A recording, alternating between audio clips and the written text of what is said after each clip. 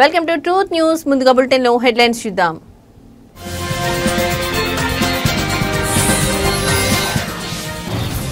Telangana group 1 వివాదంలో కీలక మలుపు. సింగిల్ బెంచ్ తీర్పును డివిజన్ బెంచ్ లో అప్పీల్ చేసిన టీజీపీఎస్సీ.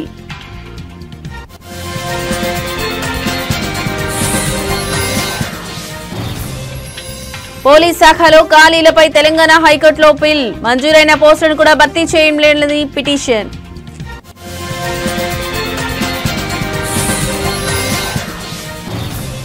తెలంగాణ రాజ్యాధికార పార్టీని ప్రకటించిన తీన్మార్ మల్లన్న. ఎరుపు ఆకుపచ్చ రంగులతో జెండా ఆవిష్కరణ.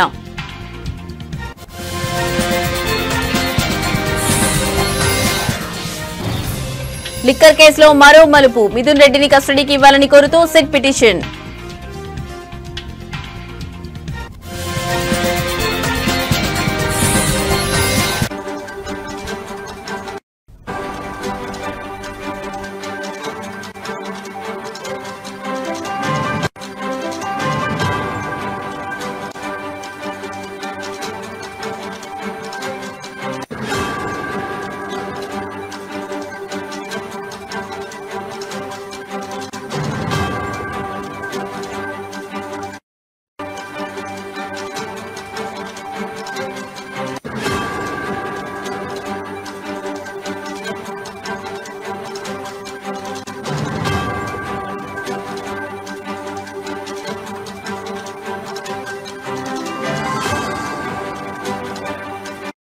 రైట్, ఇక బ్రేకింగ్ న్యూస్ చూస్తున్నాం. తెలంగాణ గ్రూప్ 1 వివాదంలో కీలక మలుపు చోటు చేసుకుంది. కొన్ని రోజుల క్రితం తెలంగాణ హైకోర్టు గ్రూప్ 1 పిటిషన్లను కొట్టివేసి సంచలన తీర్పునిచ్చిన విషయం తెలిసిందే. మెయిన్స్ పరీక్ష పేపర్లను రీవాల్యుయేషన్ చేయాలని టీజీపీఎస్సీని ఆదేశించింది. రీవాల్యుయేషన్ ఆధారంగా ఫలితాలు వెల్లడించాలని ఆదేశించింది. సాధ్యం కాకపోతే ఈ పరీక్షలు మళ్లీ నిర్వహించాలని పేర్కొంటూ మెయిన్స్ మెరిట్ లిస్ట్ ను హైకోర్టు రద్దు చేసింది. దీంతో తెలంగాణ పబ్లిక్ సర్వీస్ కమిషన్ ఈ నిర్ణయాన్ని సవాల్ చేస్తూ హైకోర్టు డివిజన్ బెంచ్ లో అప్పీల్ చేసింది. సింగిల్ బెంచ్ ఇచ్చిన ఈ తీర్పు పరీక్షా ప్రక్రియను మరింత ఆలస్యం చేస్తుందని, అభ్యర్థులకు అన్యాయం జరుగుతుందని టీజీపీఎస్సీ వాదిస్తోంది. దీంతో ఈ నిర్ణయాన్ని సవాల్ చేస్తూ డివిజన్ బెంచ్ లో అప్పీల్ దాఖలు చేసింది.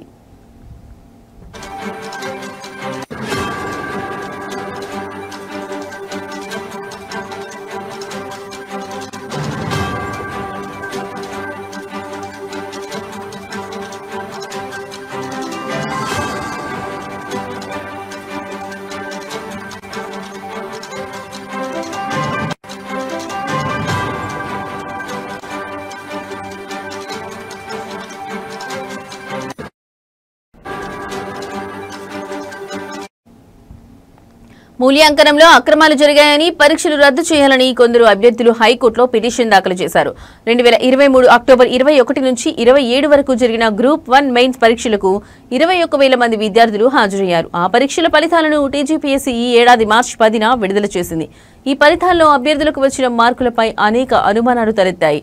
పరీక్షల్లో జెల్ పెన్నులు వాడడం, కోటి మహిళా కాలేజీలో పరీక్ష రాసిన అభ్యర్థులు ఎక్కువ మంది సెలెక్ట్ కావడం, తెలుగు మీడియం అభ్యర్థులు తక్కువగా ఎంపిక కావడం, కేవలం 2 సెంటర్ల నుంచే టాపర్లు ఉండడం తదితర అంశాలపై పలువురు అభ్యర్థులు కోర్టును ఆశ్రయించారు.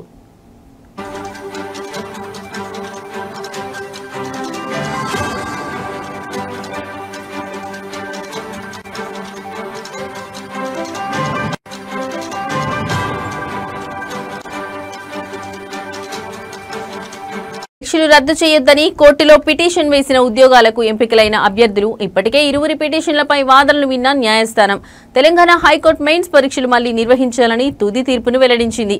కాగా 563 గ్రూప్ 1 పోస్టుల భర్తీకి నియామక పరీక్ష నిర్వహించింది. 10th మార్చ్ మార్క్స్ ను అభ్యర్థుల లాగిన్ ఐడీలకు పంపించింది. వచ్చిన మార్కులపై అభ్యంతరాలుంటే రీకౌంటింగ్ అవకాశం ఇచ్చింది సర్వీస్ కమిషన్. మార్చి 24 వరకు రీకౌంటింగ్ కు అవకాశం ఇచ్చిన సర్వీస్ కమిషన్ ఈ ఏడాది మార్చి 30న జనరల్ ర్యాంకింగ్ లిస్టు విడుదల చేసింది.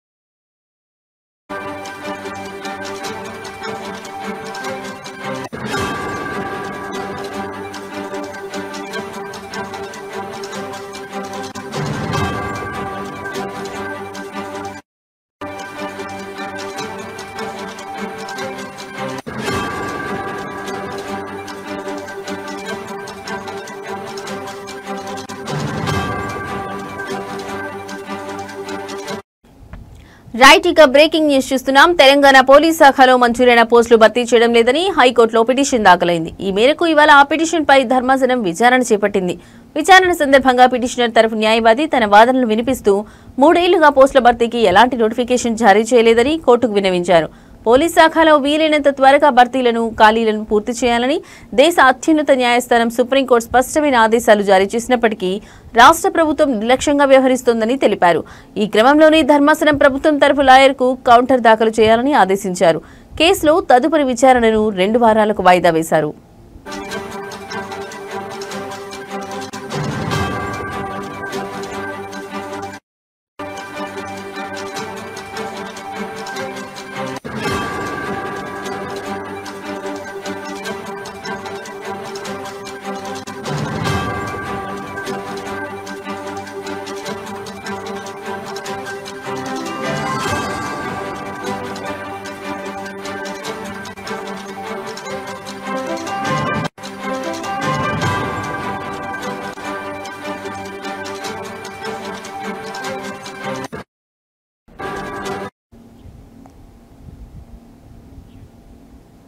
రైట్ ఇక బ్రేకింగ్ న్యూస్ చూస్తున్నాం. తెలంగాణ పోలీస్ శాఖలో మంజూరైన పోస్టులు భర్తీ చేయడం లేదని హైకోర్టులో పిటిషన్ దాఖలైంది. ఈ మేరకు ఇవాళ ఆ పిటిషన్ పై ధర్మాసనం విచారణ చేపట్టింది. విచారణ సందర్భంగా పిటిషనర్ తరఫు న్యాయవాది తన వాదనలు వినిపిస్తూ 3 ఏళ్లుగా పోస్టుల భర్తీకి ఎలాంటి నోటిఫికేషన్ జారీ చేయలేదని కోర్టుకు విన్నవించారు. పోలీస్ శాఖలో వీలైనంత త్వరగా ఖాళీలను భర్తీ చేయాలని దేశ అత్యున్నత న్యాయస్థానం సుప్రీంకోర్టు స్పష్టమైన ఆదేశాలు జారీ చేసినప్పటికీ రాష్ట్ర ప్రభుత్వం నిర్లక్ష్యంగా వ్యవహరిస్తోందని తెలిపారు. ఈ క్రమంలోనే ధర్మాసనం ప్రభుత్వం తరఫు లాయర్కు కౌంటర్ దాఖలు చేయాలని ఆదేశించారు. కేసులో తదుపరి విచారణను 2 వారాలకు వాయిదా వేశారు.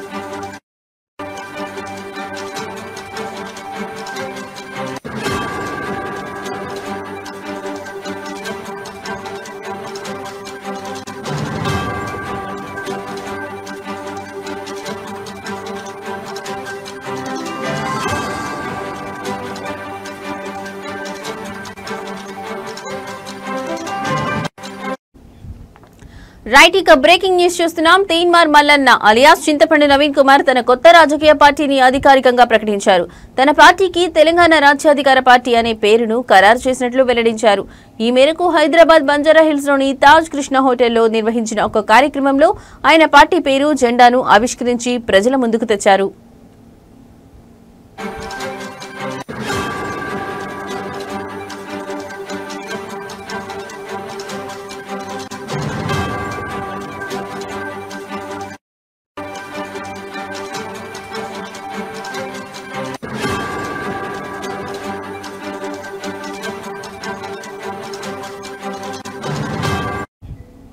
ఈ సందర్భంగా పార్టీ జెండాను కూడా పరిచయం చేశారు. పార్టీ జెండాను 2 రంగులతో రూపొందించారు. జెండా పై భాగంలో ఎరుపు రంగు, కింది భాగంలో ఆకుపచ్చ రంగు ఉన్నాయి. జెండా మధ్యలో కార్మిక చక్రాన్ని దాని నుంచి పైకి లేస్తున్నట్లుగా పిడికిలి బిగించిన మానవుడి చేతిని చిహ్నంగా పొందుపరిచారు. ఈ చిహ్నానికి ఇరువైపులా 2 ఆలివ్ ఆకులను చేర్చారు. జెండాపై ఆత్మగౌరవం, అధికారం, వాటా అనే నినాదాన్ని ముద్రించారు.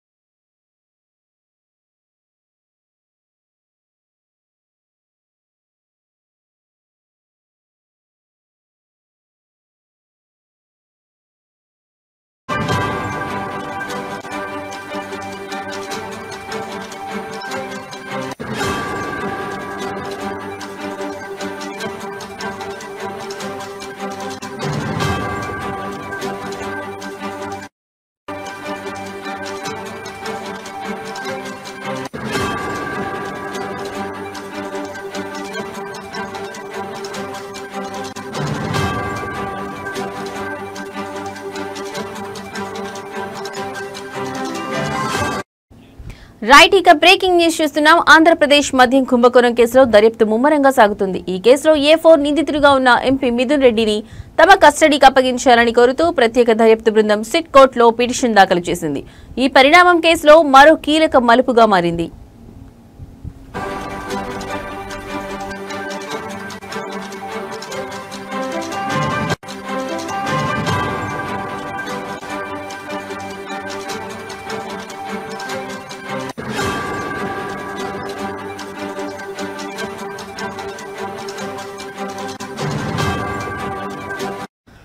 మద్యం స్కామ్ కు సంబంధించిన కీలక సమాచారం రాబట్టేందుకు మిథున్ రెడ్డిని 5 రోజుల పాటు తమ విచారణకు అనుమతించారని సిట్ అధికారులు తమ పిటిషన్లో పేర్కొన్నారు. ప్రస్తుతం ఆయన రాజమండ్రి సెంట్రల్ జైల్లో జ్యుడిషియల్ రిమాండ్లో ఉన్న విషయం తెలిసిందే.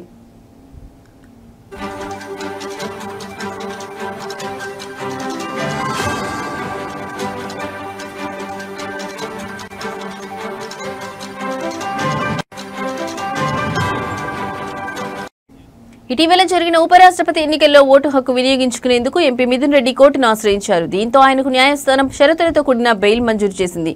ఎన్నికల్లో ఓటు వేసిన అనంతరం సెప్టెంబర్ 11వ తేదీ సాయంత్రం 5 గంటలలోపు తిరిగి రాజమండ్రి సెంట్రల్ జైల్లో లొంగిపోవాలని కోర్టు ఆదేశించడంతో ఆయన లొంగిపోయారు.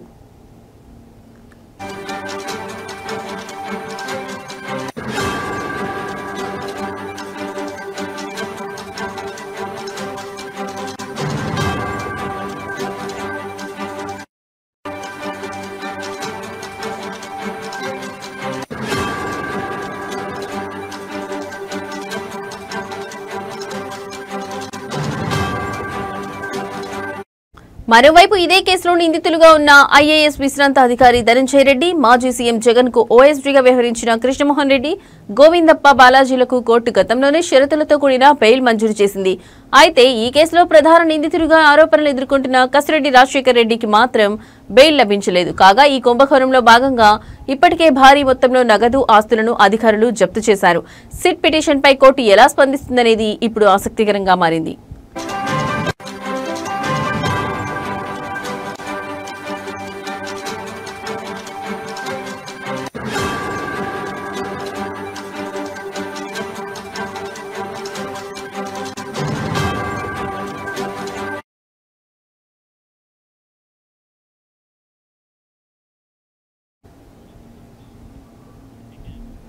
తెలంగాణ సాయుధ రైతాంగ పోరాటం గురించి మాట్లాడే అర్హత బీజేపీ పార్టీకి లేదని సిపిఐఎం పార్టీ రాష్ట్ర కార్యదర్శి వర్గ సభ్యులు ఎండి జహంగీర్ అన్నారు. నారాయణపురం మండలం గుడిమల్కాపురం మన్నే బక్కారెడ్డి స్తూపం వద్ద నిర్వహించిన తెలంగాణ సాయుధ రైతాంగ పోరాట వార్చువారిలో ఆయన ఈ వ్యాఖ్యలు చేశారు. ఈ సందర్భంగా జహంగీర్ మాట్లాడుతూ సెప్టెంబర్ 17వ తేదీన తెలంగాణలో 3 రాజకీయ శక్తులు వేర్వేరుగా నిర్వహిస్తున్నాయని, కానీ నిజమైన చరిత్ర కమ్యూనిస్టులేదని అన్నారు. నైజాం నవాబు లొంగిపోవడానికి, తెలంగాణ భారత్లో విలీనం కావడానికి ప్రధాన కారణం కమ్యూనిస్టుల సాయుధ పోరాటమేనని ఆయన స్పష్టం చేశారు. కాంగ్రెస్ పార్టీ తమ వల్లే విలీనమైందని గొప్పలు చెప్పుకుంటోందని, కానీ నైజాంకు వ్యతిరేకంగా కాంగ్రెస్ ఎప్పుడు పోరాడలేదని విమర్శించారు. నైజాంకు వ్యతిరేకంగా ఆర్ఎస్ఎస్ ఒక్క ఫోటో కానీ, ఒక్క పోరాటం కానీ, ఒక్క ప్రకటన కానీ చేసిన దాఖలాలు లేవని విమర్శించారు. కమ్యూనిస్టు పార్టీ వారసులం తామేనని, తమకు మాత్రమే ఈ పోరాటాన్ని జరుపుకునే అర్హత ఉందని ఆయన నొక్కి చెప్పారు. ఈ కార్యక్రమంలో పార్టీ నాయకులు, కార్యకర్తలు పెద్ద ఎత్తున పాల్గొని కార్యక్రమాన్ని విజయవంతం చేశారు. ఇదే కాదు, దేశవ్యాప్తంగా భూ సంస్కరణల్ని తీసుకురావాలని చెప్పని కమ్యూనిస్టులు ఏదైతే పోరాటం చేశారో ఆ పోరాటాన్ని ప్రభుత్వం అంగీకరించక తప్పలేదు. అయినా కాంగ్రెస్ ప్రభుత్వం ఒప్పందం చేసుకున్నటువంటి పరిస్థితుల్లో దేశవ్యాప్తంగా భూ సంస్కరణలు కేవలం నామాత్రంగానే అమలు చేసింది. అది కమ్యూనిస్ట్ పార్టీ అధికారంలో ఉన్నటువంటి బెంగాల్, కేరళ, త్రిపురల్లో లక్షలాది ఎకరాల భూములు పంచడం జరిగింది. దాని తర్వాత జమ్మూ కాశ్మీర్లో ఫరూక్ అబ్దుల్లా ముఖ్యమంత్రిగా ఉన్నప్పుడు అక్కడ భూములు పంచడం జరిగింది తప్ప ఎక్కడ కూడా దేశవ్యాప్తంగా భూ సంస్కరణ చేసినటువంటి పరిస్థితి లేదు. కాంగ్రెస్ మాట తప్పింది కమ్యూనిస్టులతో ఏదైతే ఒప్పందం చేసుకున్నారు. ఇక రెండో విషయం ఏంటంటే,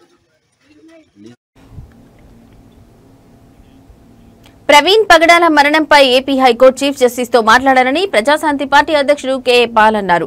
ప్రవీణ్ పగడాల మరణం ప్రమాదమని ప్రభుత్వ అడ్వకేట్ చేసిన వాదనను తాను ఖండించానని ఆయన తెలిపారు. విజయవాడలోని హోటల్ ఐలాపురంలో నిర్వహించిన విలేకరుల సమావేశంలో కేఏ పాల్ మాట్లాడారు.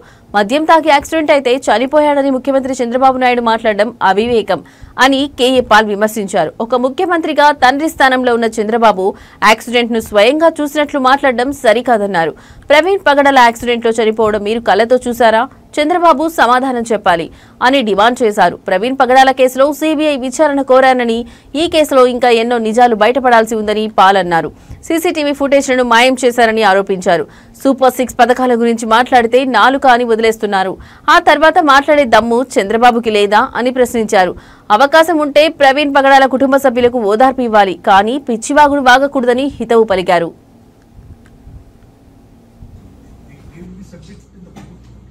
Yes, I want that to be submitted in the court. There is third kind of investigation, CBI investigation, private investigation. There are so many options. When the chief minister is saying he is drunk without finalizing the report, it is contempt of court, prejudice. Chief minister is the one accused here. That cannot time లేదు. ఒక ఉప ముఖ్యమంత్రిగా ఉండి ఇలాంటి బ్రతుకులు ఎందుకయ్యా మీకు? పైన దేవుడు ఉన్నాడు, తప్పించుకోలేరు. భూమి మీద నేనున్నాను, కేఏ పాల్, తప్పించుకోలేరు. ప్రజలు చూస్తున్నారు, తప్పించుకోలేరు. Each one reach 10, each one reach 100, each one reach 1000. అందుకనే 2 తెలుగు రాష్ట్రాల్లో దేశంలో న్యాయం జరగాలంటే జూబిలీ హిల్స్ లో ఇప్పుడున్న 3 పార్టీల్ని చిత్తుగా ఓడించి ప్రజాశాంతి పార్టీని గెలిపించండి. శనివారం ఉదయం 10 గంటలకు బూత్ కమిటీలుగా ఉంటానన్నవారు జూబిలీ హిల్స్ బై ఎలక్షన్ లో.